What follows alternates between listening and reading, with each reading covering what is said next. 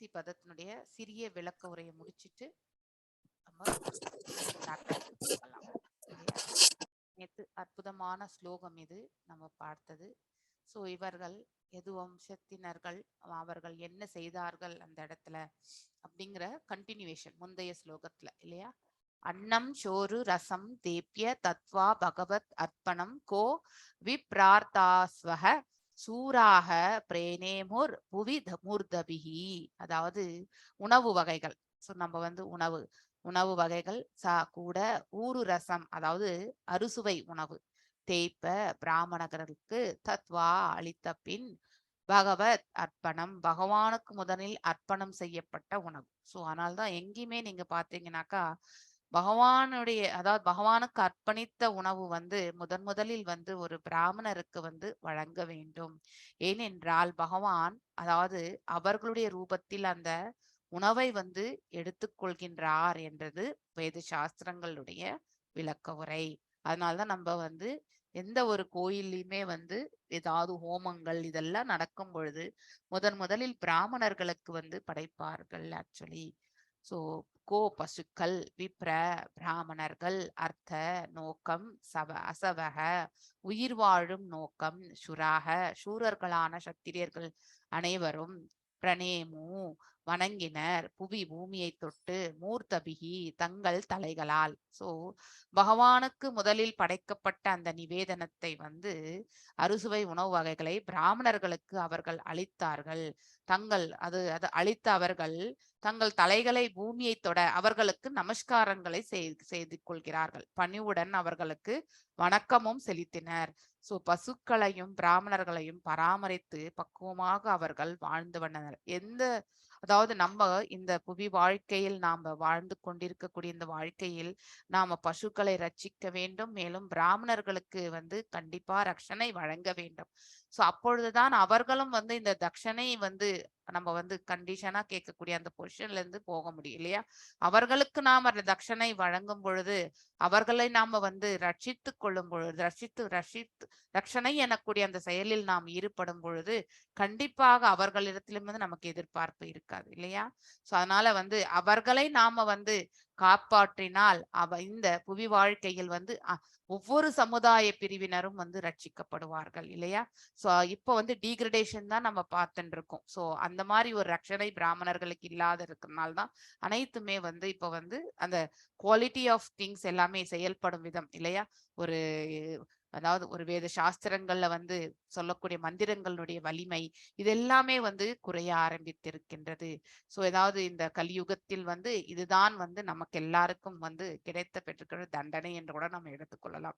சத்திரியர்களும் அதே மாதிரி தரத்தில் தாழ்ந்தவர்களாகினார்கள். வைசியர்களும் தங்களுடைய தரத்தில் தாழ்ந்தவர்களாகின்றனர். ஆனால் சூத்ரர்களும் இன்னும், அதாவது நாம மட்டும் ஏன் உழைப்பவர்களாக இருந்து அனைவருக்கும் சப்போர்ட் பண்ணணும், நாமளும் ஆளக்கூடிய தன்மைக்கு போகலாம் இல்லையா அப்படின்னு இப்ப அதாவது அஜ்ஞானத்தில் உழண்டு கொண்டிருப்பவர்கள் ஆட்சிக்கு வந்தால் எவ்வாறு சங்கடங்கள் வருமோ அத்தகைய சூழ்நிலைகள் எல்லாம் இப்பொழுதும் நாம பார்த்துட்டுதான் இருக்கோம் இல்லையா. சோ வாழ்பவர்கள் அனைவருமே பிராமணிக்கல் குவாலிட்டிஸோ இல்ல சத்திரியர்கள் பிராமிக்கல் தன்மையில் இருப்பவர்களை ரட்சிப்பதோ மேலும் சத்திரியர்களுடைய குவாலிட்டிஸோ இல்லாம இப்ப ரொம்பவுமே நம்ம அவஸ்தைகள் தான்.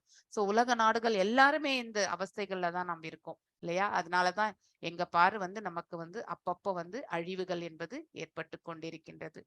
இப்ப மீண்டும் கொரோனா வரும் என்ற ஒரு அறிக்கையும் வந்துட்டு இருக்கு இல்லையா.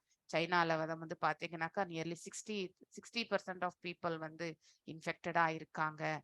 So because they have not put vaccination என்ற ஒரு செய்தியும் வந்திருக்கு. இப்போ டிராவல் ரெஸ்ட்ரிக்ஷன்ஸ் எல்லாம் இனிமே வரும் இல்லையா. ஸோ இப்போ ஆல்ரெடி நம்ம அதாவது நம்ம ஏர்போர்ட்ல எல்லாம் இப்போ பிசிஆர் டெஸ்டிங் ரொம்ப முக்கியமா இப்போ எடுத்துட்டு வந்தாச்சு. ஸோ அதனால நம்ம இதெல்லாமே நம்ம பார்த்துட்டு தான் இருக்கோம் இல்லையா. எங்கெல்லாம் அதர்மங்கள் தோங்குகின்றதோ அங்கெல்லாம் அழிவு என்பது அந்தந்த காலகட்டத்தில் நடைபெற்று கொண்டே இருக்கும். சோ நாம தர்மத்தின் தரப்பில் நம்முடைய மனதை எடுத்து செல்லும் பொழுது நமக்கு ரட்சணை என்பது கண்டிப்பாக உண்டு. அதனால்தான் பகவான் வந்து பகவத்கீதையிலோட சொல்கின்றார், சோ என்னுடைய பக்தர்கள் என்றும் அழிவுறுவது கிடையாது என்று நீ அறிவிப்பாயாக அர்ஜுனா அப்படின்னு தான் பகவான் வந்து எடுத்துரைக்கின்றார். பகவானுடைய பக்தர்கள் அவர்கள் என் நிலையில் இருந்தாலும் அவர்களுக்கு பகவான் ரட்சணை உண்டு. அதனால் அவர்கள் வந்து சங்கடங்கள் தங்களை சுற்றி சூழ்ந்திருந்தாலும் அவர்கள் அதிலிருந்து விலக்கப்பட்டிருப்பார்கள். அந்த ரட்சணை பகவான் வழங்குகிறார். எல்லாம் வல்ல இறைவன் நினைத்தால் ஒழிய இந்த இடத்தில் நம்ம வந்து நிம்மதியாக வாழ முடியாது இல்லையா? சோ அதற்கு நம்முடைய சுபாவத்தை நாம வந்து நல்வழியில் எடுத்து செல்வதற்கான மார்க்கத்தை நாம தேடிக்கொள்ள வேண்டும், மாற்றிக் கொள்ள வேண்டும் இல்லையா? நம்ம ரஜோலி இருக்கலாம், தாம்சிக்லயும் இருக்கலாம். ஆனால் சுத்த சத்துவ நிலைக்கு நாம செல்வதற்கான மார்க்கம் என்ன என்பதை நாம் தேட வேண்டும். பக்தியில் நம்மள வந்து முழுமையாக முழு மனதோடு நாம வந்து ஈடுபடுத்திக் கொள்ள வேண்டும். அப்பொழுதுதான் எல்லாம் வல்ல இறைவனுடைய அருளும் நமக்கு வந்து கிடைக்க பெறுகின்றோம். சோ நாம அவர்கிட்ட கேட்பது என்ன? ரட்சணை ஒன்றுதான் இல்லையா? இந்த புவி வாழ்க்கையில் எல்லாம் சங்கடங்கள் தான். இதுல வந்து நல்லது கெட்டது என்று நம்ம வந்து டிஸ்கிரிமினேஷன் பண்ணக்கூடிய அந்த சில சமயங்கள் அது கூட முடியறது கிடையாது. சுச்சுவேஷன் நம்மள வந்து எடுத்துட்டு சில பேருக்கு ஏதாவது ஒரு மெடிக்கல் எமர்ஜென்சி வந்தப்போ எந்த இடத்துல போறதுன்னு தெரியாம ஏதோ ஒரு இடத்துல போய் மாட்டிக்குவோம் இல்லையா? சோ அப்ப யோசிக்கக்கூடிய தன்மை கூட இருக்காது. ஆனா அந்த சமயங்களில் எல்லாம் நம்மிடம் பக்தி என்பது இருந்தால் இந்த மார்க்கம் என்பது நமக்கு கண்டிப்பாக தெரிய வரும். எது நல் மார்க்கமோ அது தானாகவே பகவான் வந்து வழங்குவார். இது ஒரு எக்ஸாம்பிளா தான் நான் சொல்றேன். சோ நம்ம இந்த மாதிரி ஒவ்வொரு செயலிலுமே நாம வந்து பக்குவமான முறையில் நாம் செயலாற்ற வேண்டும் என்றால் நாம் பகவானுடைய கருணைக்கு பாத்திரமாக ஆக வேண்டும். அவர் நம்மளை வழிநடத்தக்கூடிய அந்த பாதையில் நம்மள நாம எடுத்து செல்ல வேண்டும். அப்பொழுதுதான் நாம வந்து இந்த புவி வாழ்க்கையில் வாழும் பொழுதே நிம்மதியாக வாழ முடியும். இல்லை என்றால் சங்கடங்கள் சங்கடங்களாகவே நமக்கு விளங்கும் இல்லையா? சங்கடங்களை எதிர்கொள்ளக்கூடிய திறன் இல்லாமல் கூட சில சமயத்தில் நாம வந்து கஷ்டத்தில் வந்து ஆழ்ந்து விடுவோம்.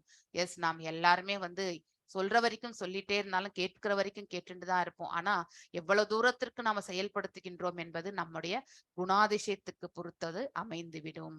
எஸ், பிரபாச புண்ணிய தீர்த்தத்தில் யாதவர்கள் மேற்கொள்ளப்பட்ட பழக்க வழக்கங்கள் உயர்ந்த பண்பாடு உடையவையாக இருந்தன. அதாவது கோரக்ஷனை மற்றும் பிராமண ரக்ஷனை என்பது இந்த பிரபஞ்சத்தில் எப்பொழுது வந்து அதாவது முழுமையாக நடக்கின்றதோ அப்பொழுதே நமக்கு இந்த புவி வாழ்க்கையில் வந்து நிம்மதி என்பது தோன்றும். இங்கே வாழக்கூடிய அதாவது ஹியூமன் பீயிங்ஸ் அதாவது மனிதர்களுக்கு. இல்லை என்றால் சங்கடங்கள் தான். மனித வாழ்வின் பூர்ணத்துவம் பின்வரும் கொள்கையால் அடையப்படுகின்றது. அண்டர்லைன் பண்ணி வச்சுக்கணும் நம்ம இல்லையா? பின் வரக்கூடிய கொள்கைகளால் தான் நம்மள இந்த இடத்துல வந்து வாழக்கூடிய வாழ்க்கையில வந்து முழுமையான தன்மையை நம்மளால அடைய முடியும். முழுமையான தன்மை என்றால் மீண்டும் இந்த புவி வாழ்க்கைக்கு வராத நிலையை நமக்கு ஏற்படுத்தி கொடுக்கும் என்று பொருள். சோ பசு பராமரிப்பு, பிராமண பண்பாட்டை பராமரித்தல் மற்றும் அனைத்திற்கும் மேலாக பகவானின் தூய பக்தர் ஆதல். இந்த மூன்று. ஒன்று, பசுவை ரட்சிக்கணும், கோ ரட்சணை கண்டிப்பாக வேண்டும் இல்லையா? பிராமண ரட்சணை கண்டிப்பாக செய்ய வேண்டும். பிராமணர்களை நாம் ரட்சிக்கும் பொழுது அவர்களும் வந்து மனம் குளிர்ந்து இந்த புவிக்கு வந்து அவர்கள் ஆற்ற வேண்டிய பணியை வந்து முழு மனதோடு அவர்கள் செயல்படுவார்கள் இல்லையா?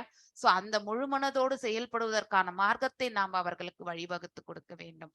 அவ்வாறு ஆள்பவனும் வந்து நல்ல குணம், அதாவது பாத்தீங்கன்னாக்கா ஒரு குவாலிட்டியோட தெய்வாம்சம் பொருந்தி செயின்ட்லி கிங்ஸ் அந்த காலத்துல வந்து ஆண்டார்கள். அப்படிப்பட்ட ஒரு தன்மையோட வந்து ஆளக்கூடிய நிலை வந்து வரும். சோ அவர்கள் அந்த நிலையில் வரும்போது ஆளுமையில் வந்து ரூல்ஸ் அண்ட் ரெகுலேஷன்ஸ் பக்கா ஃபாலோ பண்ணும் பொழுது வைசியர்களும் வந்து தவறான வழிக்கு செல்லாமல் அவர்களுடைய பிசினஸ்லயும் நாணயத்தை வந்து அவர்கள் பின்பற்றுவார்கள். இந்த 3 வர்ணத்தவர்கள் தங்களுடைய கடமைகளை வந்து செவ்வனே செய்யும் பொழுது சூத்திரனும் வந்து தன்னுடைய கடமையை செயலாற்றுவான். இதுதான் பேலன்சிங் பொசிஷனே. இந்த பேலன்சிங் பொசிஷன் நம்ம வந்து மிஸ் ஆனதுனால தான் இப்போ பிராமணர்களும் வந்து இழிவடைந்த நிலை, சத்திரியர்களும் இழிவடைந்த நிலை, சூத்திரர்களும் இழிவடைந்த நிலை, மேலும் வந்து வைசியர்களும் இழிவடைந்த நிலை. சோ இந்த நிலையில் தான் நம்ம வந்து வாழ்ந்துருக்கோம். மனித வாழ்வில் வந்து தூய பக்தர் ஆள்தல் என்பதுதான் முதன்மை கடமையும் கூட இல்லையா? சோ நமக்கு எல்லாவற்றையும் வழங்கிய கடவுளுக்கு நமக்கு தாய் தந்தையர் செய்த அதாவது அவர்கள் நமக்கு ஆற்றிய அந்த இதுக்கு மீண்டும் நம்ம கிராட்டிடியூட் செய்யறோமா இல்லையா? சோ அந்த பௌதீக இதுல இருக்கும்பொழுது இந்த ஜென்மத்துல இந்த இவர்கள் தான் நமக்கு தாய் தந்தை, அவர்களுக்கு நாம வந்து திரும்பி சேவை செய்யணும்ன்ற ஒரு பக்குவத்தோடு நாம செயல்படும் பொழுது இந்த பிரபஞ்சத்தையே படைத்த அவர் நாம் இருக்கக்கூடிய இங்க இருக்கக்கூடிய அனைத்தையுமே நாம் உபயோகப்படுத்திக் கொள்கின்றோம் இல்லையா? நம்முடைய பர்சனல் பர்சனல் இதுக்காக நம்ம வந்து இங்க இருக்கக்கூடிய ரிசோர்சஸ் எல்லாம் நம்ம உபயோகப்படுத்தி இருக்கின்றோம். மூலப்பொருட்கள் எல்லாத்தையும் நம்முடைய வாழ்க்கைக்கு நாம் உபயோகப்படுத்திக் கொள்கின்றோம் இல்லையா? பூமியை உபயோகப்படுத்தி விளைச்சலை மேற்கொள்கின்றோம் இல்லையா? பசுக்கள் எல்லாமே பகவானில் தான் படைத்தார், எல்லா ஜீவராசிகளும் இல்லையா? அவர்களுடைய இதில் இருக்கக்கூடிய பால், அதனுடைய வெவ்வேறு பொருட்கள் எல்லாவற்றையுமே நாம வந்து உபயோகப்படுத்துகின்றோம். இல்லை என்றால், உணவு இல்லை என்றால் நாம வந்து உயிர் வாழ முடியாது. காற்றை, பஞ்சமகாபூதங்களில் இருக்கக்கூடிய காற்றை நாம சுவாசிக்கின்றோம். அதுவும் பகவானிடத்திலிருந்து தோன்றியதுதான் இல்லையா? ஜடசக்திகள், அவர் அடுத்தமிருந்து பிரிந்த ஜடசக்திகளில் ஒன்று. சோ அனைத்து மூலப்பொருட்களுமே நம்ம பகவானிடம் எடுக்கும் பொழுது அப்ப நாம வந்து அவருக்கு இன்னும் எவ்வளவு நன்றிகள் தெரிவிக்க வேண்டும் இல்லையா? So we should have a gratitude towards the supreme God இல்லையா? சோ அதனால எப்பொழுதுமே நாம தூய பக்தர் ஆதல் என்பதுதான் முதன்மை கோட்பாடாக அமைத்துக் கொள்ள வேண்டும். பகவானின் பக்தர்கள் ஆகாமல் மனித வாழ்வை ஒரு நாள் பூர்ணம் உள்ளதாக செய்து கொள்ளவே முடியாது இல்லையா? Without devotion to that's the supreme God நம்மளால இந்த பிரபஞ்சத்தில் வந்து முழுமையான தன்மையை அடைய முடியாது. எப்பொழுதுமே பௌதீகத்தின் தரப்பில் ஈர்க்கப்பட்டு நாம் எப்பொழுதுமே பாவ புண்ணியங்கள் செய்து கொண்டு மீண்டும் வந்து அந்த பிறப்பு இறப்பு எனும் அந்த சக்கரத்துல வந்து நாம சுத்திண்டேதான் இருப்போம். சோ பூர்ணம் உள்ளதாக செய்து கொள்ள முடியாது. அதே மாதிரி 4 குறைபாடுகள் இல்லையா? பிறப்பு என்பது ஒரு குறைதான். பிறப்பில்லாத தன்மையை நாம வந்து அடையணும். பிறப்பு என்று வந்த பிறகு இறப்பை நாம தவிர்க்க முடியாது. இந்த பிறப்புக்கும் இறப்புக்கும் இடைப்பட்ட காலத்தில் முதுமை மற்றும் வியாதி, இந்த இரண்டையுமே வந்து நம்ம அதாவது எவ்வளவு டாலரேட் பண்ண முடியுமோ அவ்வளவு டாலரேட் பண்ண வேண்டியிருக்கும். முதுமையான பிறகு நாம அடுத்தவர்கள் மீது ஆதாரப்பட்டு இருக்க வேண்டிய நிலை இல்லையா? நம்ம மனதளவுல ஆதாரப்படக்கூடாது என்று நினைத்தாலும் நம்முடைய இயலாமை அடுத்தவர்களிடத்தில் வந்து கண்டிப்பாக வந்து நம்ம வந்து we have to take the support, அந்த மாதிரி நிலையில தான் இருக்கும். மேலும் வயோதிகம் என்பது அது வியாதி வந்த பிறகு டோட்டலி டிபெண்டன்ட் இல்லையா? அடுத்தவர்கள்னால நம்ம வந்து அதாவது அவங்க தான் நம்மளை பார்த்துக்கணுன்ற ஒரு சுச்சுவேஷனை கூட நம்ம ஏற்படுத்தி கொடுத்துடுறோம். கோமா ஸ்டேஜுக்கு போறோம், இல்லை வந்து பெட்ரிடன் ஆறோம், இந்த மாதிரி சூழ்நிலைகள் எல்லாமே நமக்கு ஏற்படுகின்றது இல்லையா? ஸோ ஒரு ஆக்சிடென்ட்ல வந்து நம்ம வந்து முடமாகின்றோம். இந்த மாதிரி செயல்கள் எல்லாம் ஏற்படும் பொழுது நம்ம அடுத்தவர்களை சார்ந்து அவர்களுக்கும் நாம வந்து கஷ்டத்தை கொடுக்குறோன்ற உள்ளுக்குள்ள ஒரு ஃபீலிங் நமக்கு வரதான் செய்கின்றது இல்லையா? இது எல்லாமே நமக்கு வந்து சங்கடங்கள் தான். பிறப்பு இறப்பு முதுமை வியாதி எல்லாம் சங்கடங்கள். இதுதான் பர்மனன்ட் சங்கடங்களே இங்க. இதுக்கு வந்து தீர்வு யாராலுமே எந்த ஆராய்ச்சியாளர்களாலும் கொடுக்க முடியாது இல்லையா? பிறப்பே ஏற்படுத்த முடியாத நிலையை ஒரு சயின்டிபிக் ரிசர்ச்சால கொடுக்க முடியுமா? மரணத்தையே தவிர்க்கக்கூடிய ஆராய்ச்சியை வந்து ஒரு சயின்டிபிக் ரிசர்ச்சால இது வரைக்கும் பண்ணிருக்க முடியறதா? முதுமையே வராம நம்மளால இருக்கிறதுக்கு ஏதாவது மருந்து கண்டுபிடிச்சிருக்காங்களா? இல்ல வியாதிகளை தவிர்ப்பதற்காக வந்து 100% வந்து ஏதாவது நம்ம மருந்துகளை கண்டுபிடிச்சிருக்கோமா? எதுவுமே கிடையாது இல்லையா? அந்த காலகட்டத்துல இயற்கையிலே இருந்த உணவு வகைகளை உண்டால் ஒழிய நம்ம அந்த மாதிரி விதத்துலதான் நம்ம ஆரோக்கியத்தை வந்து மெயின்டைன் பண்ணிக்க முடியுமே ஒழிய அதற்கான ஆராய்ச்சிகள் இது வரைக்கும் எங்கேயுமே வெற்றி பெறவில்லை. சோ எந்த சயின்டிபிக் ரீசர்ச்சாலும் இந்த பிறப்பு இறப்பு முதுமையை வந்து நம்மளால வந்து விளக்கவே முடியாது இல்லையா? அதனால நமக்கு இதுல இருந்து ஒண்ணு என்ன தெரியறது? நமக்கும் மேல இருக்கக்கூடிய ஒரு ஆற்றல் நம்மளை எல்லாரையுமே இயக்கி கொண்டிருக்கின்றது என்பதை நாம புரிந்து கொள்ள வேண்டும். அவர் ஆற்றல் மாத்திரம் கிடையாது, ரூபமும் உண்டு. அந்த சச்சிதானந்த ரூபம் நம்ம ஹதயத்துல வந்து நிலை கொள்வதற்கு நாம வந்து பக்தி என்னும் அந்த பாதையில் வந்து முன்னேற்றம் அடைய வேண்டும். சோ இல்லாத ஆன்மீக உலகு ஏற்றம் பெறுவதே மனித வாழ்வின் பூர்ணத்துவமும் மிக உயர்ந்த நோக்கமும் ஆகும் இல்லையா? சோ இந்த பிறப்பு இறப்பு முதுமை நோய் இதையெல்லாம் இல்லாத ஸ்தலம் என்று ஒன்று இருக்கின்றது. அதுதான் வைகுண்டம் பூலோகம். அந்த ஸ்தலத்திற்கு நாம உயர்த்தி கொள்ள வேண்டும் இல்லையா? அதுதான் வாழ்க்கையினுடைய பூர்ணத்துவமாகும். இந்நோக்கத்தை பெறாமல் பேரளவே ஆன பௌதிக சுகபோகங்கள் எவ்வளவுதான் முன்னேறினாலும் அது ஒருவனுடைய வாழ்வில் பூர்ணத்துவத்தை அளிக்காது. எஸ், இது வந்து நம்ம எல்லாருமே பார்த்திருப்போம். அதாவது ஏஜா இருக்கக்கூடிய நீங்க எல்லாருமே வந்து குழந்தைகள் பெற்று பேர பிள்ளைகளை பெற்றவங்களுக்கு உங்களுக்கு இது நல்லாவே அனுபவம் இருக்கும் இல்லையா? சோ அதாவது இந்த வாழ்க்கையில வந்து எல்லாத்துக்குமே ஒரு சேச்சுரேஷன் உண்டு. அதாவது நமக்கு போரும் அப்படின்னு ஒரு சீரியலே நம்ம பார்த்துட்டே இருக்கோம். ஒரு காலகட்டம் வந்து 1 வருஷம் 2 வருஷமா சீரியல் போயிட்டு இருக்கனாக்கா இது எப்ப முடியும், இல்லைன்னா அதை பார்க்கறதே கூட நம்ம நிறுத்திடலாம். வில் கெட் சேச்சுரேஷன் இல்லையா? சோ அது என்ன போரிங்கா தான் நமக்கு தெரியும். பௌதிக செயல்கள் அனைத்துமே போரிங் தான். இங்க வந்து அது சில காலகட்டம் வரைக்கும் நமக்கு வந்து ஏற்புடையதாக தெரியும். ஆனா ஒரு காலகட்டம் வந்தாக்கா அதை நம்ம செய்யாமலே விட்டுடுவோம். அந்த மாதிரி ஒரு நிறைவு என்பது நிறைவாகவும் இருக்கலாம், இல்லை வெறுப்பாக கூட இருக்கலாம், இல்லை ஈடுபாடு இல்லாத நிலை கூட நமக்கு அது ஏற்படுத்தி கொடுக்கும். ஆனால் பக்தி தொண்டு ஒன்றுதான் நமக்கு எப்பொழுதுமே வந்து சுவையூட்டக்கூடியதாகவும் என்றுமே வந்து சலிக்காத ஒரு தன்மையை ஏற்படுத்தி கொடுப்பது வந்து பக்தி சேவை தான். சோ பிராமணர்களும் வைஷ்ணவர்களும் பகவானுக்கு முதலில் அர்ப்பணம் செய்யப்படாத எந்த உணவையும் ஏற்றுக்கொள்வது கிடையாது.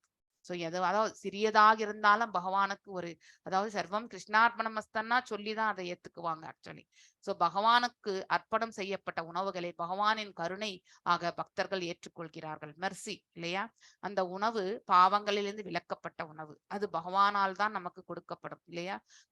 பாவங்களை விளக்கணும்னா அவருக்கு ஒண்டிதான் அந்த கெப்பாசிட்டி, நமக்கு எதுவுமே கிடையாது இல்லையா? சோ இந்த சிருஷ்டியில இருக்கக்கூடிய நிறைய எல்லாமே வந்து ஒரு சூற, அதாவது ஒரு அளவுக்காவது நம்ம வந்து பாவ செயலில் ஈடுபடாம நம்மளால இருக்க முடியாது. ஒவ்வொரு செயலிலுமே ஒரு குற்றம் இல்லாத ஒரு செயலே கிடையாது என்றுதான் பகவத்கீதையில வந்து சொல்லப்பட்டிருக்கின்றது. ஆனா அதை அலசி ஆராயக்கூடிய பக்குவம் தான் நமக்கு கிடையாது. சோ பிற ஜீவன்களுக்கும் பகவான் தான் எல்லா வகையான உணவுகளையும் அளிக்கின்றார். மனிதர்களுக்கு மாத்திரம் கிடையாது, விலங்குகள் மேலும் பறவைகள் எல்லா வகையான உயிர்வாழிகளுக்குமே உணவு என்பது பகவான் தான் கொடுக்கின்றார். மேலும் வாழ்வின் முக்கிய தேவையான தானியங்கள், காய்கறிகள், பால், நீர் போன்ற எல்லா வகைகளையும் மனித உலக குலத்திற்கு அளிப்பவர் பகவானே என்பதையும், இத்தகைய உணவுகள் மனித முயற்சியால் நம்மளால செய்தாலும், அதாவது மேனுஃபேக்சரிங் இருக்கக்கூடிய உணவை தான் நம்ம வேறு ஒரு இதுல வந்து மாத்தி நம்ம சாப்பிட்றோம் இல்லையா? இப்போ ஃபார் எக்ஸாம்பிள் ஹார்லிக்ஸ் இதெல்லாம் எடுத்துக்கோங்க, அதுல காம்பினேஷன் எல்லாம் பாத்தீங்கன்னாக்கா பேசிக் ரா மெட்டீரியல்ஸ் தான் வந்து பாத்தீங்கன்னாக்கா உணவு பொருட்கள்ல வந்து ஒரு காம்பினேஷன் இத்தனை பர்சன்ட்னு கலந்துதான் அதை வந்து மாவு மாதிரி மாத்தி நமக்கு வந்து கொடுக்குறாங்க இல்லையா? சோ அந்த மாதிரி இருக்கக்கூடியதை வந்து வெவ்வேறு காம்பினேஷன்ல தான் நம்ம செயற்கையான உணவுகளை எடுத்துக்கொள்கின்றோம். ஆனால் நேச்சுரலா வரக்கூடிய உணவுகள் அனைத்துமே பகவானுடைய கருணையில் தான் வருகின்றது. அதை எந்த தொழிற்சாலையிலுமே நம்ம வந்து நெல்லை உற்பத்தி பண்ண முடியுமா? தொழிற்சாலையில கண்டிப்பா பண்ண முடியாது இல்லையா? சோ அதே மாதிரி வந்து காய்கறிகளை வந்து நம்ம வந்து தொழிற்சாலையில உற்பத்தி பண்ண முடியுமா? கண்டிப்பா பண்ண முடியாது. எல்லாம் இந்த மண்ணில் புவியில் தான் வந்து விளைச்சல். அதை நாம உபயோகப்படுத்தி வேறு ஒரு உணவை நாம தயாரிக்கலாம். அந்த மாதிரியான செயல்கள் தான் நம்ம செய்கின்றோம் இல்லையா?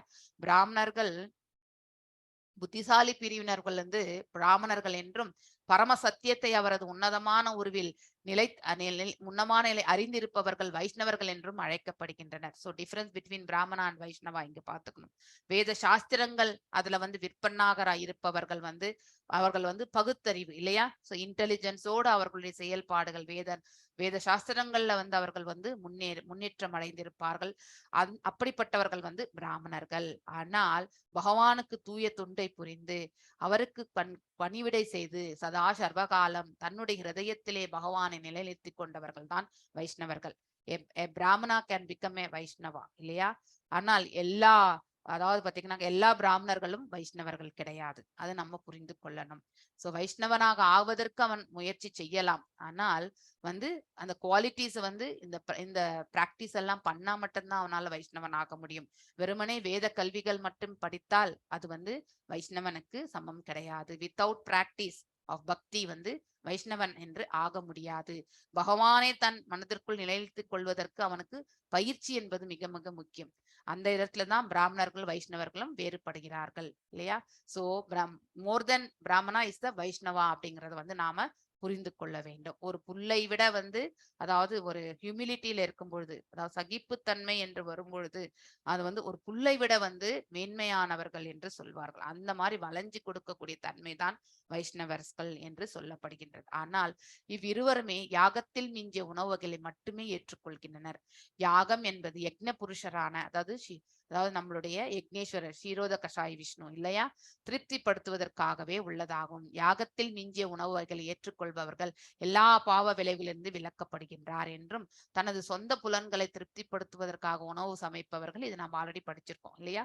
நமக்கு சாப்பிடணும், நமக்கு இன்னைக்கு இது டேஸ்டா வேணும், நான் இதெல்லாம் பண்ணி சாப்பிடணும், என்னுடைய சுயப்புலன், என்னுடைய நாக்கு, என்னுடைய வயிறு, சோ என்னுடைய எண்ண ஓட்டம் இதெல்லாமே வந்து திருப்தி கொள்ளக்கூடிய நிலைக்கு வரணும்னு அந்த மாதிரியான அதாவது தாட் ப்ராசஸோட நம்ம வந்து நினைவுகளோட நம்முடைய அதாவது சமையலை செய்து நம்முடைய பகவானுக்கு நிவேதனம் பண்றதுல எதுவும் பண்ணாம நம்மள சுயபுலம் திருப்திக்காக அருந்தினால், ஏனென்றால் அதுல இருந்து பாவங்கள் எல்லாமே விலக்கப்படவில்லை இல்லையா?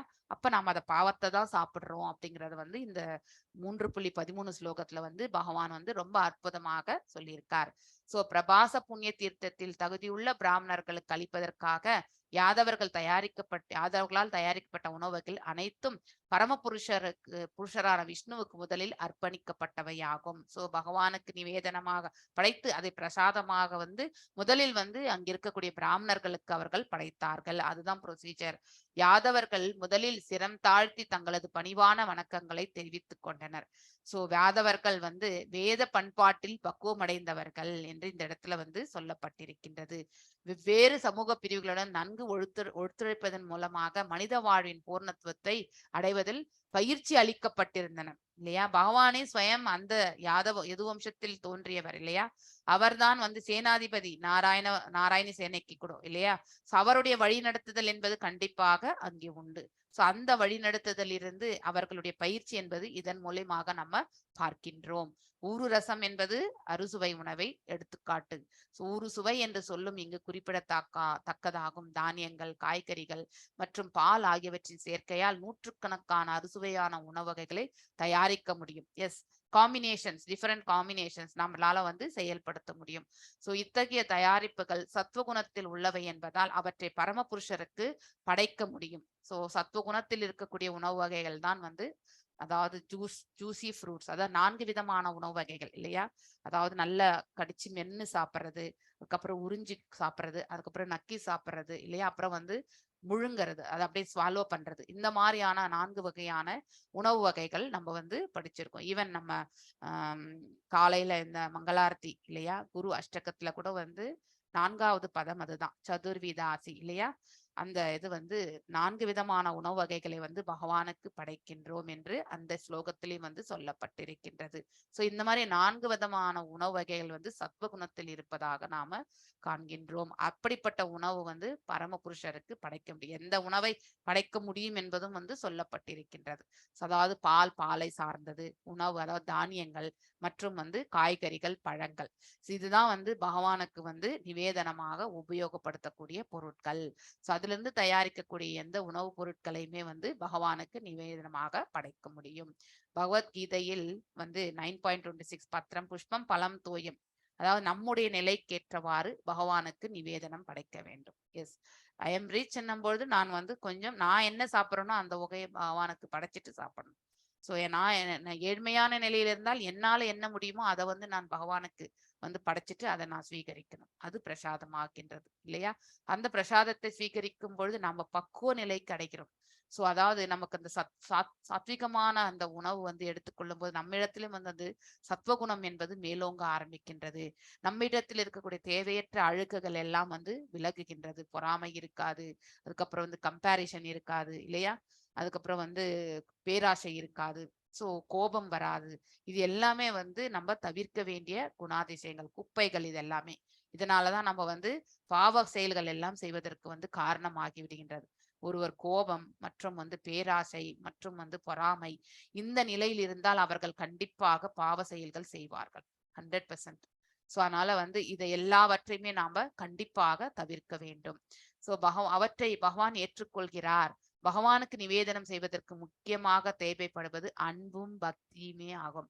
சோ இதெல்லாம் உணவு வகைகளோட சேர்த்து நம்ம வந்து நம்ம மனசை வந்து பக்தியின் தரப்பில் எடுத்துட்டு போய் பகவான் மீது பிரேமையாக, எப்படி நம்ம குழந்தைக்கு வந்து பார்த்து பார்த்து உணவு ஊட்டுவோம் இல்லையா, சிறு பிராயத்துல செய்திருக்கோம், அதே மாதிரிதான் பகவானுக்கும் பார்த்து பார்த்து நம்ம வந்து செய்ய வேண்டும். சோ அவன் மீது அன்பு பொழியும் பொழுதுதான் அந்த அந்த குணாதிசயம் நம்மளால வந்து வளர்த்து கொள்ள முடியும் இல்லையா? சோ அன்பை எவ்வாறு நம்ம வெளிப்படுத்துவது? அவர் மீது இருக்கக்கூடிய, அதாவது பக்தி, மரியாதை இல்லையா, நம்பிக்கை, இவற்றை எல்லாம் நாம வந்து வளர்த்து கொள்ளும் பொழுது ஆட்டோமேட்டிக்கலி பகவானிடத்தில் நாம பக்தி கொள்ள முடியும், அன்பு கொள்ள முடியும். பக்தர்களால் அர்ப்பணிக்கப்படும் இத்தகைய உணவுகளை உண்மையாக தாம் உண்பதாக பகவான் உறுதி செய்கின்றார். எஸ், அவர் கண்ணாலே எல்லாவற்றையும் சீகரிக்கக்கூடிய, இல்லை காதால உணவு உண்ணக்கூடிய தகுதியை பெற்ற, எந்த புலனையும் எந்த விதத்திலையும் அவர் உபயோகப்படுத்துவார் இல்லையா? சோ அப்படிப்பட்ட தன்மை உடையவர் தான் பகவான். சோ எனவே நன்கு சீர்தூக்கி பார்ப்போனுமே ஆனால் யாதவர்கள் நாகரிக வாழ்வில் நன்கு பயிற்சி பெற்றிருந்தனர் என்பதையும் பகவானின், அதாவது சிவிலைஸ்டு லைஃப் இல்லையா? சோ நாகரீக மனிதனாக நாம மாறணும்னாக்கா கோட் சூட் போட்டா மட்டும் நாம நாகரீகம் கிடையாது. மனதால நாம எலிவேட்டட் பர்சனா மாறணும். அதுதான் சிவிலைஸ்டு பர்சனுடைய குவாலிட்டி. ஸோ அன்பு, அதுக்கப்புறம் பகவானிடத்தில் பக்தி, அனைவரிடத்திலும் அதாவது ஒத்துழைப்போட வாழக்கூடிய தன்மை, நிம்மதியோட வாழணும்னு நினைக்கிறது, அனைவருக்கும் நம்மளால முடிஞ்ச பிரதி உபகாரம் இல்லையா, அடுத்தவர்களுக்கு உதவி, இது எல்லாம் நம்ம ஏற்படுத்தி கொள்ளும் பொழுது, இந்த குணாதிசயத்தை ஏற்படுத்தி கொள்ளும் பொழுதுதான் அதாவது அந்தந்த நிலையில் நாம் ஆற்ற வேண்டிய கடமைகளை செவ்வனே எந்த பலனையும் எதிர்பார்க்காமல் செய்யுதல், இப்படிப்பட்ட குணாதிசயங்களை எல்லாம் வளர்த்து கொள்பவர்கள் பகவான், அதாவது பாத்தீங்கன்னாக்கா நாகரிகம் அறிந்த மனிதர்களாக கருதப்படுகின்றனர். பகவானின் விருப்பத்தினால்தான் பிராமண முனிவர்கள் அவர்களை சபித்தனர் என்பதை நம்மால் காண முடியும். அவர்கள் இத்தனை குவாலிட்டிஸ் இருக்கக்கூடியவங்க, அவங்க பிராமணர்களை கண்டிப்பாக உதாசீனம் செய்திருக்க மாட்டார்கள்.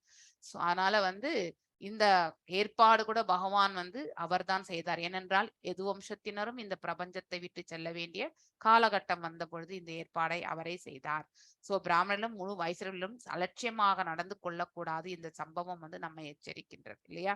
சோ மேலே இருந்த அந்த ஸ்லோகத்தினுடைய விளக்க உரையிலிருந்து பார்க்கும் பொழுது நாமளும் பிராமணர்களையோ இல்லை வைஷ்ணவர்களையோ அந்த அபராதங்களுக்கு நம்ம ஆளாகவே கூடாது. அவர்களுக்கு வழங்க வேண்டிய அந்த மரியாதைகளை நாம கண்டிப்பாக வழங்க வேண்டும்.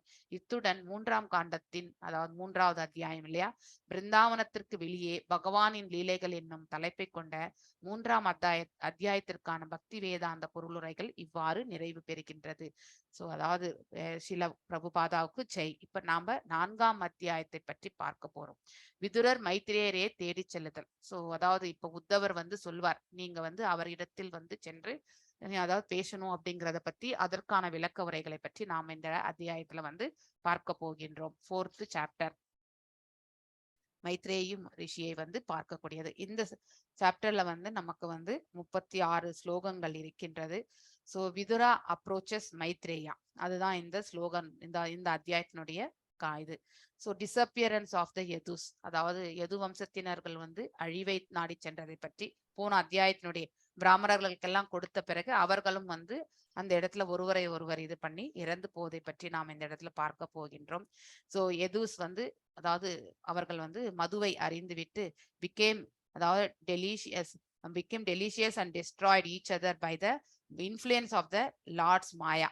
அதாவது பகவானுடைய மாயையில் அவர்கள் சிக்கிக்கொண்டு ஒருவரை தாக்கிக் கொண்டு அங்கே மரணத்தை ஸ்வீகரித்தனர் என்பதை பற்றி எழுத்துரைக்கக்கூடிய ஸ்லோகம் 1லிருந்து 3 ஸ்லோகம் வரைக்கும் கவர் ஆயிருக்கு.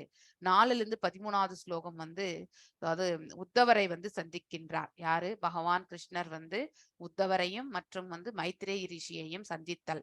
அது 4லிருந்து 13வது ஸ்லோகம் வரைக்கும் சொல்லப்பட்டிருக்கின்றது. 4லிருந்து 8 துவாரகையில் the Lord told Uddhava to go to, அதாவது பத்ரிகாசிரமா, அதாவது பத்ரிகாசிரமத்திற்கு செல்லும்படி பணிக்கின்றார். யாரை? உத்தவரை. But Uddhava followed him to Prabhasa and saw Krishna sitting under a banyan tree.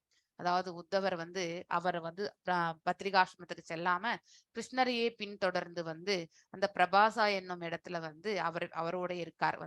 அதாவது பகவான் அந்த ஆலமரத்தின் கீழே தங்கி இருப்பதை sitting under the banyan tree. So அது கீழே உட்கார்ந்து இருப்பதை பார்க்கின்றார். Maitreyi arrived there out of own accord, அதாவது அங்கே மைத்ரேயி ரிஷியும் அங்கே சேர்கின்றார் அந்த இடத்துல. அது 9வது ஸ்லோகம். 10லிருந்து 13வது ஸ்லோகம் என்ன எடுத்துரைக்கின்றது என்றால், the Lord was more attentive to Uddawa, அதாவது உத்தவரை ரொம்ப அட்டென்டிவா பாக்குறார், அதாவது அவனையே நோக்கி பார்க்கின்றார். சொல்றார், knowing your desire for my association I award it. அதாவது உனக்கு என்ன வேணும், என்னுடைய அசோசியேஷன் வேணும் இல்லையா, அதை தான் உன்னுடைய ஆசை அதுதான் என்பது எனக்கு தெரிகின்றது, அதை நான் உனக்கு வழங்குகின்றேன். It is your last, this is your last life, இதுதான் உன்னுடைய கடைசி பிறவி. இது உத்தவருக்கு. ஐ ஸ்போக் த அதாவது பார்த்தீங்கன்னாக்கா சதுர் ஸ்லோகி டு பிரம்மா. அதாவது நான் 4 ஸ்லோகங்களை பற்றி அதாவது பிரம்மரிடத்தில் எடுத்துரைத்திருக்கேன். அதாவது நம்ம செகண்ட் கேண்டோல இதை படிச்சோம், சதுர் ஸ்லோகி இல்லையா, 4 ஸ்லோகங்கள் வந்து நாம படிச்சிருக்கோம். அந்த 4 ஸ்லோகங்கள் எதை விளக்குகின்றது, வேதங்களை பற்றி விளக்குகின்றது. சோ அந்த வேதங்கள்ல எல்லாமே மீண்டும் வந்து பிரம்மர் யாருக்கு எடுத்துரைத்தார், நாரதருக்கு எடுத்துரைத்தார். நாரதர் யாருக்கு எடுத்துரைத்தார், வியாசதேவருக்கு எடுத்துரைத்தார். சோ கலியுகத்துல நமக்கு இருக்கக்கூடிய இயல்பு எல்லாம் குறைதான் இல்லையா, ஞாபக மறதியும் நமக்கு உண்டு. அதனால்தான் எல்லாவற்றையுமே விளக்கமாக வேத வியாசர் வந்து எழுதிட்டு சென்றிருக்காரா இல்லையா. சோ அததான் வந்து இந்த இடத்துல மீண்டும் வந்து எடுத்துரைக்கின்றார் வந்து பகவான். 14 ஸ்லோகத்திலிருந்து 18வது ஸ்லோகம் வரைக்கும் வந்து உத்தவா குளோரிஃபைட். அதாவது இதுதான் உன்னுடைய கடைசி பிறவி, நீ என்னுடைய அசோசியேஷனை தான் நீ கேட்டுக்கிறல்ல, உனக்கு நான் அதை வழங்குகின்றேன் என்று சொன்ன பிறகு உத்தவர் அதுல பேரானந்தம் அடைகின்றார். அதனால வந்து பகவானை வந்து புகழாரங்களால் சூட்டுகின்றார். அந்த அந்த ஸ்லோகங்கள் வந்து 14லிருந்து 18வது அத்தியாயம் வரைக்குமே சொல்லப்பட்டிருக்கின்றது. I prefer your service over 4 புருஷார்த்தாஸ். அதாவது பாத்தீங்கன்னாக்கா 4 புருஷார்த்தங்களை விட உன்னுடைய சேவையை தான் வந்து நான் மேன்மையாக கருதுகின்றேன் அப்படின்னு சொல்லிட்டு யாரு, உத்தவர் பேசுறது actually. So your activities bewilder even the wise. அதாவது உங்களுடைய செயல்பாடுகள் வந்து அதாவது ஞானத்தில் நிலை பெற்றிருக்கிறவங்களுக்கு கூட வந்து கன்ஃபியூஷன் ஏற்படுத்திடும், அதாவது குழப்பத்தை உண்டு பண்ணும் இல்லையா. அததான் வந்து உத்தவ கீதையில வந்து உத்தவர் கேட்பாரு, கண்ணா நீ சொல்றது ஒண்ணு செய்யறது ஒண்ணுன்னு நிறைய கேள்விகள் இருக்கு இல்லையா. அதனால வந்து ஞானத்தில் நிலை பெற்றிருப்பவர்களுடைய ப்ரெடிக்ஷனும் கிருஷ்ணருடைய செயல்பாடும் வந்து கண்டிப்பாக ஒரு போல இருக்காது இல்லையா. ஏனென்றால் பகவான் வந்து இதெல்லாம் நம்ம வந்து ப்ராசஸ் வந்து ஃபாலோ பண்ணிட்டு போனாதான் அது பிரகாரம் நடக்கும். வேத சாஸ்திரங்கள் பிரகாரம் இந்த செயல் இதில் நிறைவடையும் என்பது சொல்லப்பட்டிருக்கின்றது. அதை வந்து ஒருவர் ஃபாலோ பண்ணும்பொழுது அதுல வந்து நிலை கொள்வார். ஆனால் சூழ்நிலை என்பது வேறுபடும் பொழுது அதை டைனமிக்கா ஹேண்டில் பண்ணணும் அப்படிங்கிறது தான் வந்து யாருடைய கோட்பாடு, ஆக்சுவலி பகவானுடைய கோட்பாடு இல்லையா. இதுக்கு ஒரு எக்ஸாம்பிள் நான் உங்களுக்கு ஆல்ரெடி கூட சொல்லியிருக்கேன் இல்லையா. அதாவது திரௌபதியினுடைய வஸ்திர இது வந்து நடக்கும் பொழுது கடைசியில தான் திரௌபதி எல்லாவற்றையுமே வந்து அதாவது இது பண்ணி கை கூப்பிய வண்ணம் பகவானை வந்து தொழுத பொழுது வந்து, ஏனென்றால் அவளுடைய நம்பிக்கை யார் மீது இருந்தது, அங்கு இருக்கக்கூடியவர்கள் எல்லாவரையும் தஞ்சத்தை அவர் வந்து கேட்டாள், ரட்சிக்கும்படி கேட்டாள், பீஷ்மரை கேட்டாள், துரோணரை கேட்டாள் இல்லையா. சோ யாராலையுமே அவளால வந்து ரட்சிக்க முடியாது, அவர்களெல்லாம் ரட்சிப்பார்கள் என்று அவருடைய எண்ணம். ஏனென்றால் அவர்கள் தர்மத்தின் தரப்பில் இருப்பவர்கள் அப்படிங்கிற ஒரு கான்பிடன்ஸோட தான் அவள் வந்து அவர்களை அணுகினாள். ஆனால் அவர்கள் எல்லாம் தங்களுடைய பிரதிஜையினால வந்து கட்டுப்பட்டு அவர்கள் வந்து ரட்சணை எனக்கூடிய செயலை அவர்கள் செய்யவில்லை. இறுதியில் வந்து எல்லாம் வல்ல இறைவனை வந்து நாடிதான் அவள் சென்றாள் இல்லையா. சோ ஏன் உத்தவர் வந்து கேட்பார், நீ ஏன் அவளை வந்து அந்த அவமானப்படக்கூடிய சூழ்நிலை வரும்பொழுது இமீடியட்டா நீ ரட்சணை பண்ணல அப்படின்னாக்கா, நம்பிக்கை என்பது நாம கண்டிப்பா பகவானிடத்தில் வைக்க வேண்டும் இல்லையா. அந்த நம்பிக்கையால் அவரிடத்தில் நாம வந்து எக்ஸ்பெக்டேஷன், அவர் தான் நம்மளை ரட்சிப்பார். அததான் நம்ம சரணாகதி பற்றி ஒரு ஸ்லோகம் வந்து 18வது அத்தியாயத்துல வந்து நம்ம வந்து பார்க்கின்றோம் இல்லையா. அதாவது அனுகூலஸ்ய அதாவது சங்கல்பம், பிரதிகூலஸ்ய வர்ஜினம் இல்லையா. அதாவது பகவானுக்கு எதெல்லாம் அனுகூலம் என்று நினைக்கின்றோமோ அத்தகைய செயல்களில் மட்டுமே நாம ஈடுபட வேண்டும். அதாவது தர்மமான காரியங்கள் அனைத்துமே பகவானுக்கு அனுகூலமானது, அதர்மமான காரியங்களை நாம கண்டிப்பாக தவிர்க்க வேண்டும் இல்லையா. பிரதிகூலஸ்ய வர்ஜனம். சோ அதை கண்டிப்பாக நமக்கு ரட்சணை புரிவதற்கு எல்லாம் வல்ல இறைவன் இருக்கின்றான். சோ அவரை தவிர வேறு யாரும் கிடையாது. நமக்கு எவ்வளவு பெரிய சங்கடம் இருந்தாலும் how much ever humiliated இல்லையா, அந்த நிலையிலும் வந்து அவருடைய ரட்சணை மட்டும்தான் நமக்கு உண்டு என்று அதை அதாவது தீர்மானமாக அது மனதுல வந்து ஏற்றுக்கொண்ட ஒரு உயிர் வாழைக்கு பகவான் ரட்சணை கண்டிப்பாக உண்டு. சோ அதாவது நம்பிக்கையற்ற நிலை, இந்த இரண்டுபட்ட நிலை, வருவாரா வரமாட்டாரா அப்படிங்கிற அந்த டவுட்டோட நம்ம என்னைக்குமே இருக்கக்கூடாது. We should have strong conviction. அதாவது அந்த கன்விக்ஷனோட அவரை தவிர என்னை யாரும் ரட்சணை பண்ணவே முடியாது அப்படிங்கிற அந்த ஸ்ட்ராங் ஃபெய்த் வந்து நம்ம மனசுல வந்து நிலை கொள்ளும் பொழுது கண்டிப்பாக அவருடைய ரட்சணை நமக்கு உண்டு.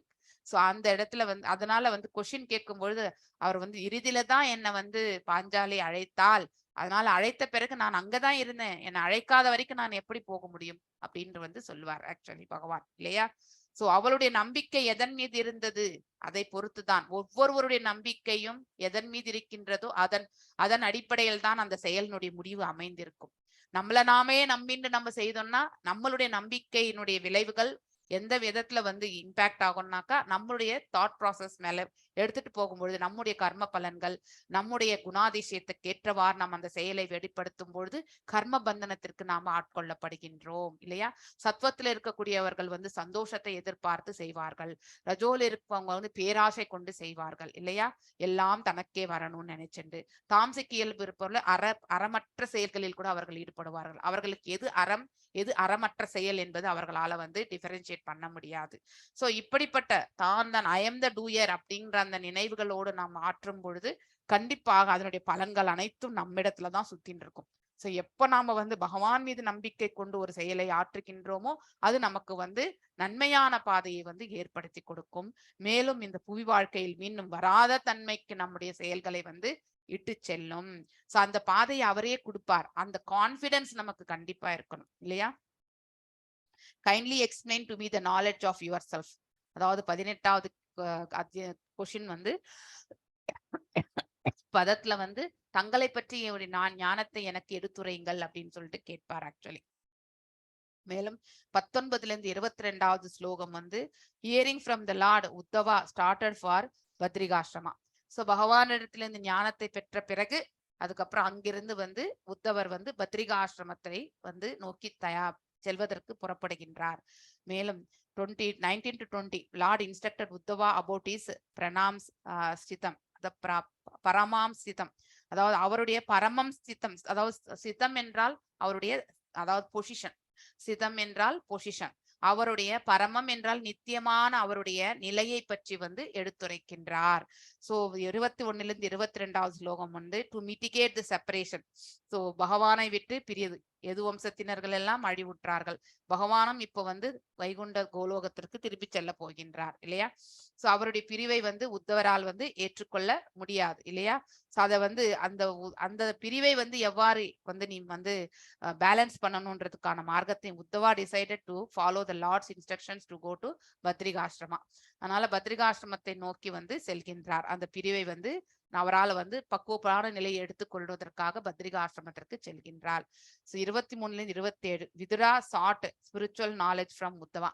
அதாவது விதுரர் வந்து யாரிடத்தில் வந்து உத்தவரிடத்துல வந்து அந்த பகவத் ஞானத்தை பற்றி தெரிந்து கொள்ள முயற்சி செய்கின்றார். Uddhava directed Vidura to Maitreya to avoid அதாவது டு அவாய்ட் த மரியாதா வியாப்தி கர்மா. அதாவது பாத்தீங்கன்னாக்கா இதை பத்தி நம்ம இன்னும் டீட்டெயிலா நம்ம வரக்கூடிய சாப்டர்ல இந்த சாப்டர்ல படிக்கலாம் அது என்ன சொல்றதுன்றது வந்து.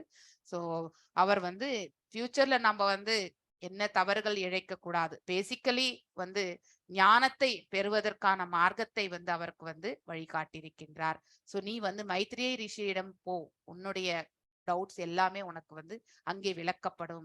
ஸோ நம்ம இந்த 3rd சாப்டர் மற்றும் 4th கேண்டோ வரைக்குமே வந்து மைத்ரேயி மற்றும் சில பாகம், அதாவது 3rd கேண்டோ ஃபுல்லுமே வந்து மைத்ரேயி மற்றும் அதாவது நம்மளுடைய விதுரருக்கு இடையில நடக்கக்கூடிய உரையாடலை வந்து சுகதேவ கோஸ்வாமி வந்து பரிஷித் மகாராஜருக்கு எடுத்துரைப்பதாக செல்லக்கூடியதுதான் இந்த கான்வர்சேஷன். ஓகே. ஸோ 28ல இருந்து 32 வந்து Uddawa special role after disappearance. அவருடைய நிலை இல்லையா, அவர் என்ன செயலாற்ற போகின்றார், பகவான் இந்த பிரபஞ்சத்தை வந்து விட்டு சென்ற பிறகு அவர் என்ன செயலில் ஈடுபட்டிருந்தார் என்பதை எடுத்து கூறுவது வந்து 22வது ஸ்லோகத்துல இருந்து 32வது ஸ்லோகம் வரைக்கும் அதாவது சொல்லப்பட்டிருக்கின்ற. Krishna decided to depart and thought that Uddhava can decimate the transcendental knowledge about him. அதாவது ஏன்னா அவருடைய ஆழ்நிலையான அறிவை வந்து யாருக்கு எடுத்துரைத்தார், உத்தவருக்கு இல்லையா. அந்த அந்த பணியை திருப்பணியை வந்து ஆற்றுவதற்காக வந்து அவர் வந்து அந்த செயலில் ஈடுபடுவார் என்ற இதோட பகவானும் இந்த பிரபஞ்சத்தை விட்டு வெளியேறுகின்றார். சோ 33ல இருந்து 36வது ஸ்லோகம் வந்து Vidura's enlightenment by the Uddhava and further journey. So பகவானை பற்றிய அதாவது அவர் என்ன ஞானத்தை பெற்றாரோ அதை வந்து உத்தவரும் வந்து யாருக்கு, விதுரருக்கு எடுத்துரைத்து மேலும் அவருடைய அறிவுரைகளுக்கு ஏற்றவாறு அவரும் வந்து மைத்ரேய ரிஷியை காண்பதற்காக புறப்படுகின்றார். சோ 33ல இருந்து 35 hearing from Uddhava and understanding that the Lord remembered him at the last moment, Vidura cries. அதாவது விதுரரை பற்றியும் வந்து பகவான் வந்து நினைவு கூர்ந்திருக்கின்றார் இந்த பிரபஞ்சத்தை விட்டு செல்லும் பொழுது. அதை நினைத்து அவரும் வந்து கண்களில் வந்து நீர் வழிகின்றது அவருக்கு. மேலும் விதுரர் வந்து கங்கை நதிக்கரை ஓரம் வந்து யாரை வந்து காண்கின்றார் வந்து, அதாவது மைத்திரேய ரிஷியை வந்து காண்கின்றார். இதுதான் இந்த அத்தியாயத்தினுடைய சம்மரி. நாம வந்து இதனுடைய ஸ்லோகங்களை நாம பார்ப்போம். S S Mahalakshmi Mataji, first ஸ்லோகம் நீங்க வாசிங்க. உத்தவ உவாச்ச அததேதத் அனுஜ்ஞாதா புக்த்வா பீத்வாஷா வாருணிம் தயா விப்ரம்சிதஹ ஞானா திருப்தைர் மர்ம ஸ்பஸ்ருக. எஸ் வாசிங்க. உத்தவ வாச.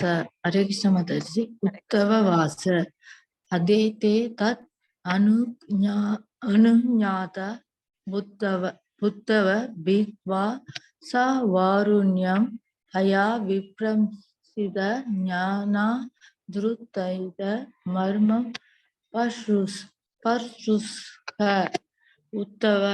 உத்தவ வாச. உத்தவர் கூறினார். அதன் பிறகு அவர்கள் யாதவர்கள் தத் பிராமணர்களால் அனுஞாத அனுமதிக்கப்பட்ட புக்வதா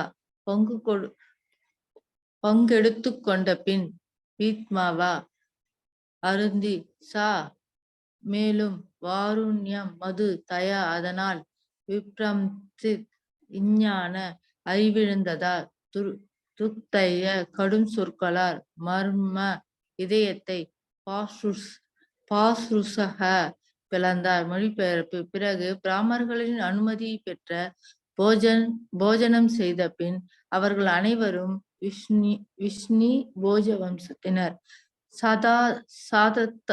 சாதத்தால் செய்யப்பட்ட மதுவை அருந்தி அறிவிழந்து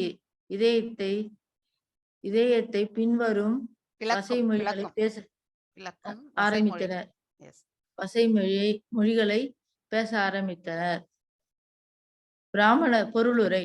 பிராமணர்களும் வைஷ்ணவர்களும் அருள்சுவை உணவளிக்க பின் விருந்தளித்தவர் விருந்தினரிடம் அனுமதி பெற்ற பின் எஞ்சிய உணவை உண்பது வழக்கம்.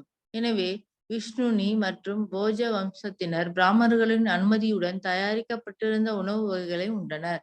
சத்திரியர்கள் சில குறிப்பிட்ட சந்தர்ப்பங்களில் மது அருந்த அனுமதிக்கப்படுகின்றன. எனவே அவர்கள் அனைவரும்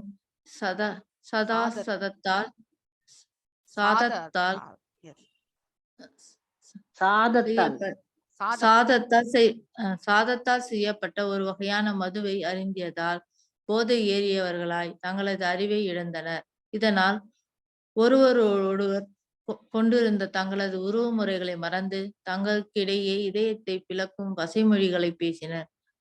மது அருந்துவது மிகவும் கெடுதி விளைவிக்கக்கூடியது என்பதால் லெஃப்ட்ல பாருங்க மாதாஜி கீழே. என்பதால் மிகவும் பண்பட்ட இத்தகைய ஒரு குடும்பத்தினர் கூட போதையால் மயங்கி தங்களையே மறந்துவிட முடிகிறது. விஷ்ணுனி மற்றும் போஜ வம்சத்தினர் இவ்வாறு தங்களையே மறந்து விடுகிறார்கள் என எதிர்பார்க்கப்படவில்லை. ஆனால் பகவானின் விருப்பத்தினால் அது நிகழ்ந்ததால் அவர்கள் ஒருவருக்கொருவர் கடும் சொற்களால் திட்டினார். ஹரே கிருஷ்ணா மாதாஜி. இப்போ சண்டைக்கான நேரம் இல்லையா? ஒருவர் வந்து அவதூறு பேசிக்கொண்டு அதனால் கோபத்தினால் வந்து ஒருவரை ஒருவர் வந்து அடிச்சுட்டு மரணத்தை வந்து ஏற்க போகின்றார்கள். அதுதான் இந்த இடத்துல நாம பார்க்க போற ஸ்லோகங்கள் ஆக்சுவலி. அததே தத் அனுஜ்ஞாதா புக்த்வா பீத்வா சா வாருணீம் தயா விப்ரம்சித்த ஞானா திருப்தைர் மர்ம பஸ்புஷுஹு. அதாவது உத்தவ உவாச்ச, உத்தவர் கூறினார். அதன் பிறகு தே அவர்கள், அதாவது யாதவர்கள், தத் பிராமணர்களால் அனுஜ்ஞாத அனுமதிக்கப்பட்டு புக்த்வா பங்கெடுத்து கொண்ட பின் பீத்வா அருந்தி சா மேலும் வாருணி மது தயா அதனால் விப்ரம்சிதக ஞாக்ஞா அறிவிழந்ததால் துப்தை கடும் சொற்களால் மர்ம இதயத்தை பஷ்புருஷுகு அதாவது பிளந்தனர். அதாவது ஒரு அடி அடிச்சா கூட நமக்கு தெரியாது இல்லையா? ஆனா வார்த்தை வந்து ரொம்பவுமே பவர்ஃபுல். அதனாலதான் நம்ம பேசும்போது ரொம்பவுமே கேர்ஃபுல்லா அடுத்தவங்களை வந்து ஹர்ட் பண்ணாத விதத்துல நம்ம பேசணும். ஸோ எஸ், தவறு எல்லாருமே இழைக்கின்றோம். ஆனால் நாம் அதை வந்து அவர்களிடத்தில் எடுத்துரைக்கக்கூடிய விதம் வந்து அவர்களை நோகடிக்கக்கூடியதாக இருக்கக்கூடாது. ஆனால் எஸ், இந்த செயல் வந்து ஏற்றுக்கொள்ளப்பட மாட்டாது என்று சொல்வதற்கு நமக்கு கண்டிப்பாக உரிமை உண்டு. ஆனால் அவர்கள் மனது நோகும்படி செய்யக்கூடாது இல்லையா? அது ரிலேஷன்ஷிப்பே ஸ்பாயில் பண்ணிடும். பிறகு பிராமணர்களின் அனுமதி பெற்று போஜனம் செய்த பின் அவர்கள் அனைவரும், அதாவது விஷ்ணி மற்றும் போஜ வம்சத்தினர் இல்லையா? விஷ்ணி என்பது எது வம்சம்? போஜராஜன், அவங்க அந்த வம்சம் இல்லையா? நம்ம குந்தி வந்து வந்து குந்தி போஜன் இல்லையா? ஸோ அந்த இது வந்து அவங்களும் வந்து அந்த டிஃப்ரெண்ட் ஃபேமிலி, அவ்வளவுதான். ஸோ சாதத்தால் செய்யப்பட்ட மதுவை, அதாவது ரைஸ் இல்லையா? சாதத்தால் செய்யப்பட்ட மதுவை அருந்தி அறிவிழந்து இதயத்தை பிளக்கும் வசைமொழிகளை வந்து பேச ஆரம்பித்தனர். அதாவது ஒருத்தருக்கு ஒருத்தர் வார்த்தைகளால் தாக்கிக் கொண்டார்கள் என்று இந்த இடத்துல வந்து சொல்லப்பட்டிருக்கிறது. ஸ்ரீல பிரபுபாதாக்கு ஜெய். பிராமணர்களும் வைஷ்ணவர்களும் அறுசுவை உணவளித்த பின் அவங்களுக்கு விருந்து எல்லாமே முடிச்ச பிறகு விருந்தளித்தவர் விருந்தரிடம் அனுமதி பெற்ற பின் எஞ்சிய உணவை உண்பது வழக்கம் இல்லையா? எனவே விஷ்ணி மற்றும் போஜ வம்சத்தினர் பிராமணர்களின் அனுமதியுடன் தயாரிக்கப்பட்டிருந்த உணவு வகைகள் உண்டனர். சத்திரியர்களுக்கு சில குறிப்பிட்ட காலங்களில் வந்து அவர்களுக்கு மது அருந்துவது வந்து அதாவது அனுமதிக்கப்பட்டிருக்கின்றனர். ஸோ அதாவது அந்த மாதிரி ஒரு ஃபீஸ்ட், இந்த மாதிரி சமயத்துல வந்து அவங்களுக்கு வந்து அனுமதிக்கப்பட்டிருந்தனர். எனவே அவர்கள் அனைவரும் சாதத்தால் செய்யப்பட்ட ஒரு மதுவை அறிந்ததால் போதை ஏறியவர்களாய் தங்களது அறிவை வந்து இழந்தனர். ரைஸ் வைன் அதுல வந்து செய்த அந்த அதாவது அந்த மதுவை அருந்தி அவர்கள் தங்களுடைய நிலையை வந்து இழந்தார்கள். இதனால் ஒருவரோடு ஒருவர் கொண்டிருந்த தங்களது உறவு முறைகளை மறந்து தங்களுக்கிடையில் இதயத்தை பிளக்கும் வசைமொழி, ஒருத்தர் ஏசிக்கொள்ளுதல் இல்லையா? அதாவது அவதூறு பேசிக்கொள்ளுதல், தாழ்த்தி கொள்ளுதல், இந்த செயல்களில் எல்லாம் ஈடுபட்டார்கள். மது அருந்துதல் மிகவும் கெடுதி இல்லையா? கெடுதி விளைவிக்க கூடியது என்பதால் மிகவும் பண்பட்ட இத்தகைய ஒரு குடும்பத்தினரால் கூட போதையால் மதிமயங்கி தங்களையே மறந்துவிட முடிகின்றது இல்லையா? தன்னிலையை இழக்கக்கூடிய செயல் வந்து இன்டாக்சிகேஷன். அதனால்தான் இந்த 4 ரெகுலேஷன்ஸ் வந்து ரொம்ப ஸ்ட்ரிக்டா நம்ம வந்து ஃபாலோ பண்றோம் இல்லையா? இஸ்கான்ல ஃபாலோ பண்றது. 1, அதாவது இன்டாக்சிகேஷன், போதைக்கு அடிமையாகாம, கேம்பிளிங், சூதாட்டம், அதுக்கப்புறம் இல்லிசிட் ரிலேஷன்ஸ் இல்லையா? அதுக்கப்புறம் மீட் ஈட்டிங். இந்த 4மே வந்து நம்ம கண்டிப்பாக தவிர்க்க வேண்டிய ஒன்று. விஷ்ணு மற்றும் போஜ வம்சத்தினர் இவ்வாறு தங்களுக்கிடையே மறந்து விடுவார்கள் என்று எதிர்பார்க்கப்படவில்லை உண்மையிலே. ஆனா இந்த ஏற்பாடு வந்து பகவான் செய்தார். ஏனென்றால் அவர்களும் வந்து இந்த பிரபஞ்சத்தை விட்டு செல்ல வேண்டிய தருணம் வந்ததால் அந்த ஏற்பாட்டை பகவானே செய்தார்.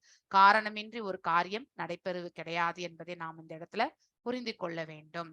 இவ்வாறு தங்களையே வந்து மறந்து விடுவார்கள் என்று யாரும் எதிர்பார்க்கலை. ஆனால் பகவானின் விருப்பத்தால் அது நிகழ்ந்ததால் அவர்கள் ஒருவரை ஒருவர் கருஞ்சொற்களால் வந்து திட்டிக் கொண்டனர் இல்லையா? நெக்ஸ்ட் யார் வாசிக்கிறது? வாசிங்க பிரபு. தேசாம் மைரேய தோஷேன விஷக்மீக்ருதஹ சேதசாம் நிர்மலோச்சதிஹி ரவா வேணுனாம் இவ மர்த்தனம். வாசிங்க பிரபு.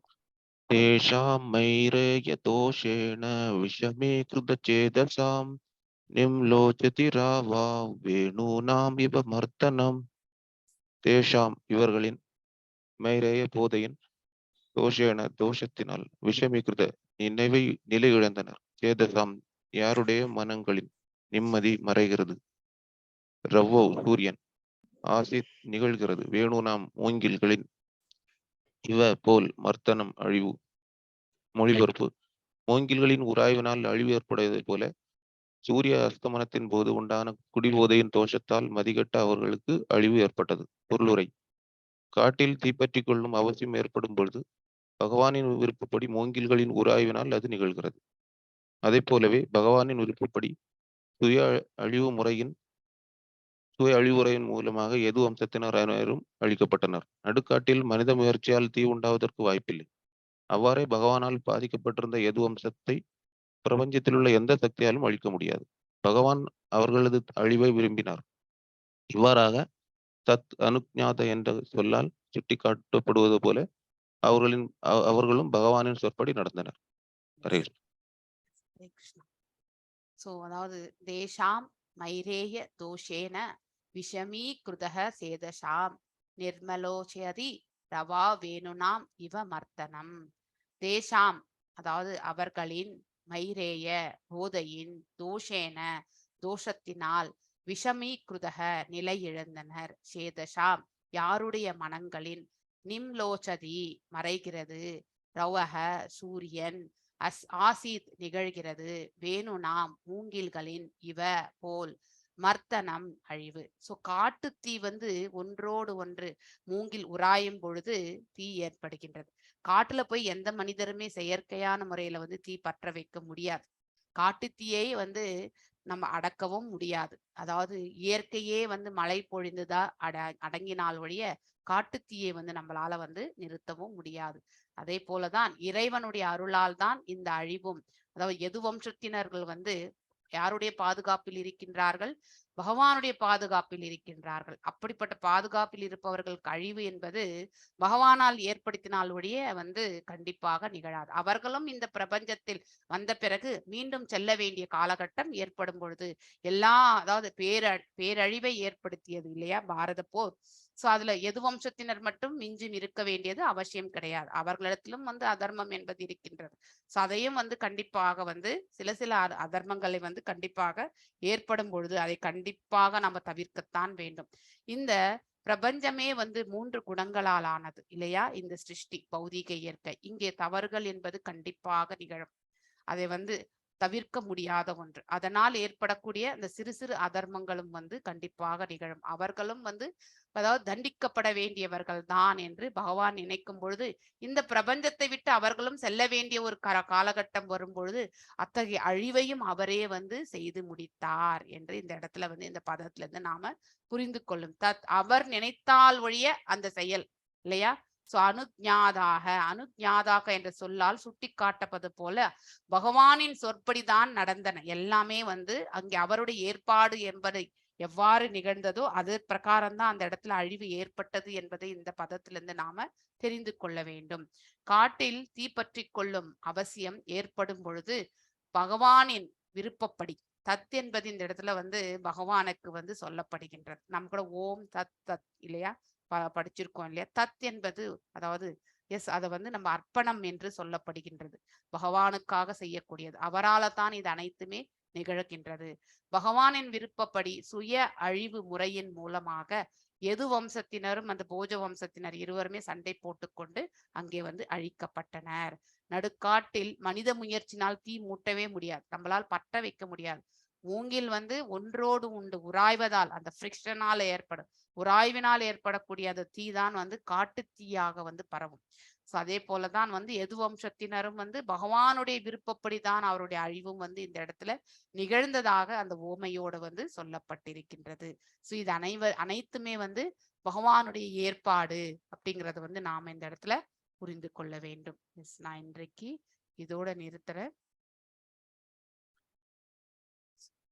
வாஞ்சகல்பதாருபியஷ கிருபசிந்துபிய च परिततानां पावनेभ्यो वैष्णवेभ्यो नमो नमः. अनंत कोटि वैष्णवர்கள் நமஸ்காரங்கள். ஹரே கிருஷ்ணா.